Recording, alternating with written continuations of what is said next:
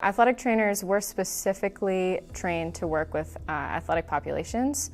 So we're typically on the field in certain scenarios at athletic events. We can treat athletic populations within the clinic, within the hospital setting, really even in the workplace setting. In the high school athletic realm, we outreach out to each high school in a community, a town, and we will treat any musculoskeletal condition or general medical illness or emergency pertaining to that high school athletic environment.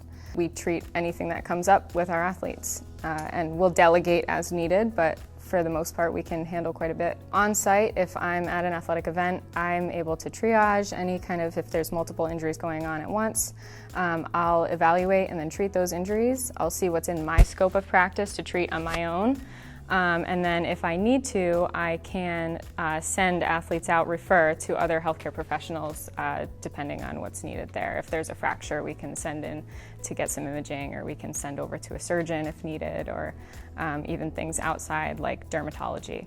One really good part about the way that this works with athletic trainer working in orthopedic practice is I get to work with the athletes. I will refer them back here if it's necessary with something out of my scope of practice, and then I'll see them here. I can communicate with the physical therapist, and then they'll come back to me eventually, continue playing their sport, so it really just comes full circle. Whether it's PT, whether it's to a surgeon, whether it's to a non-surgical, if there's something else going on, nurse practitioner, orthodirect, wherever part they go, it's so easy to communicate. We can really just provide the best care because we're constantly in communication. I think it's just seeing the athletes grow. That's my favorite part, especially in the high school setting. Just from where they go from 14 to almost 18 when they're leaving us. The maturity, and I think that's honestly like one of my favorite parts of doing it, on top of obviously always just taking care of them, being there when they need me. It's really fun.